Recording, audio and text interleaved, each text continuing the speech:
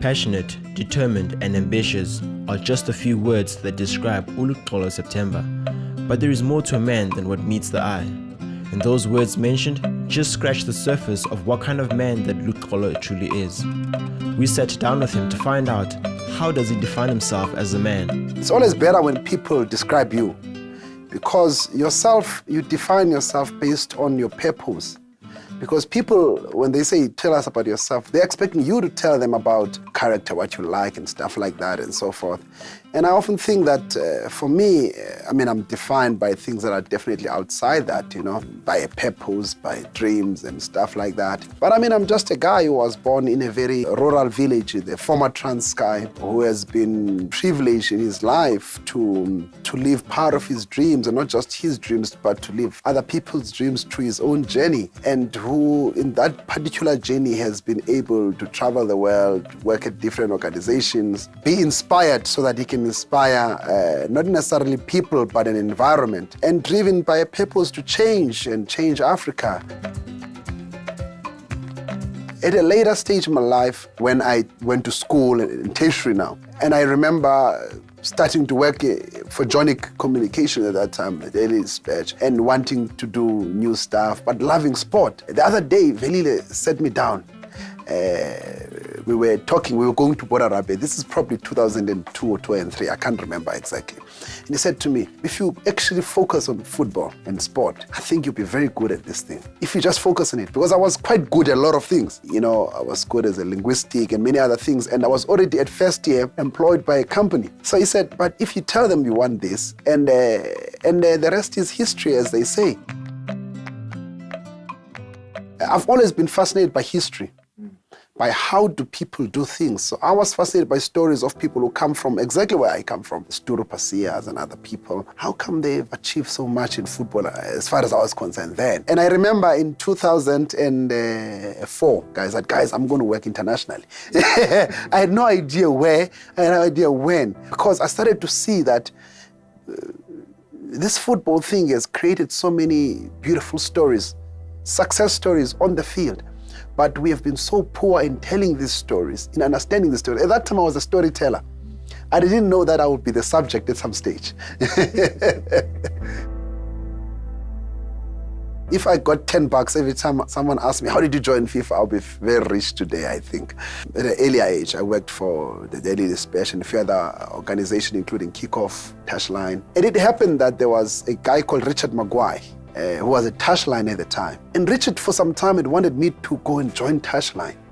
And I wasn't really interested, for whatever reasons. I was a little bit of a quirky kid. And Richard had met me once in person. So it happened that I left Jonic Daily Dispatch to go and work at SPC. And I had a falling out with some people, because I've always been a person who can't keep quiet when there is injustice. And I've always had this belief in myself that I don't need to beg anything. Richard one day had coffee with someone from FIFA. And they were talking to him about, we would love to have a person from Africa or South America, or whatever it is, because FIFA doesn't hire people because you're South African. And Richard apparently mentioned my name. I always think and look back, I want to ask him one day, so many people, you had met me once in your life. And here's one opportunity at a global event. And you think about my name. That's what we call unmerited and undeserved favor. So what happened is that Richard Maguire had obviously told FIFA about me. And FIFA, the other day I was flying to Johannesburg to do some stuff at SABC Sport, and I land. 5 minutes after I land, my phone rings. So I pick up this phone and they say, European number. And I didn't even know, I'd never received a phone call from outside the country before. So these guys say, we're so-and-so from FIFA. I'm like, I thought it's a prank. So they say, can you send us your CV? I said, listen, guys, I don't have a CV. They all laugh. Why don't you have a CV? I said, listen, I've just been too good in my life. I didn't need a CV.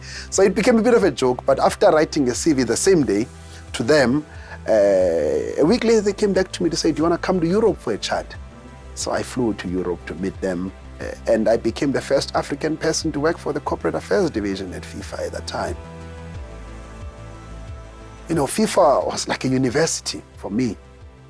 But the first 8 months was like absolute, I don't want to say hell, but I was used to winning awards where I was, because when I was a football reporter, I was just winning all the awards, and I was 21, 22.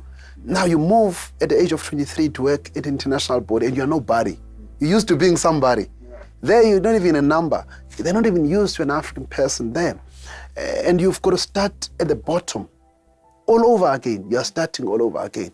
And it was the most difficult period for me, whereby in my mind, every day, you constantly have to remind yourself that you are worth this thing. And I knew that I'm there to learn. The exposure I got there gave me so much hunger, and it refined my purpose, not for FIFA, but for African football. That is my passion: football, politics, innovation, leadership, and personal development. I'll tell you how Lwazi was born. When I was doing matric, I was obviously at a Lani school. During winter holidays, I went to the Transkei. And when I got there, the school down the road had a winter school. And I got there and I decided, why not? My great-grandmother said, why not? So I went there. First 20 minutes, I realized these kids, no matter how brilliant they are, they have no chance in life. My level of education, and we are all doing grade 12, vis-a-vis theirs, I was so ahead, not because I'm clever, but because of, I'll make a simple example. Most of the classes were being taught in isiXhosa, and these kids are going to be examined in English. So first day, I went home, same day, and I said to my great-grandmother, they have no chance in life. She asked me one question and she died 2 years later. I said, what are you doing about it? So from that day onwards, I said, this can't be right. That when I'm in East London, my education system is so superior. These kids can't even read. They had matric. Now imagine if you're passing matric and you can't go to university for some reasons, and you've got to find a job. If you can't even express yourself, there's no confidence. At Ulwazi, we believe with knowledge, you can prepare for opportunities. So I work here up until May. At May, I either go to AFCON, I go to the World Cup, I go to the Confed Cup, I go to a FIFA tournament, I go to a COSAFA event. For the last 8 years, 9 years, there's no balance. And I come here, I work for the league, go home, I'm a farmer, I have a farm back home, I have a few other things that I'm busy with. I have this NPO, I have CAF, I have FIFA. I'm too young to think about balance. I'm too energetic to think about balance. I'm pregnant with so many things, man. I got my place in East London. The purpose of it was actually for me to go and rest. I think a year I go there a total of 5 days. Yeah. A whole year. There is no better time than the now. Right now, I'm going through so many frustrations, so many exciting things, so many disappointing things. But I am, every day, I wake up with this purpose, with this excitement of we will get there. I haven't even scratched the surface of my potential. There's a guy who made an interesting analogy to me the other day. And he says it's like driving in the Autobahn and you're doing 200, 300. When you get to 300 k's an hour, you've gone beyond your own imagination now. And then you're so impressed with yourself and somebody just whirls past you. So the minute you become so impressed with yourself, somebody passes you. I think one of the things that I don't necessarily like doing is to say, look guys, this is what I've done. Because I get upset with sometimes what I've done because I always think I can do more. I mean, somebody will say working at FIFA is a highlight, working in knowing Blatter, meeting all the greatest players in the world. I've had the privilege of meeting everybody in the world that is in football. Working at CAF at my age, being the only South African who's below the age of 40 who's worked at CAF, FIFA, COSAFA, and in domestic football. People would be like, be impressed. But I'm thinking, what's more?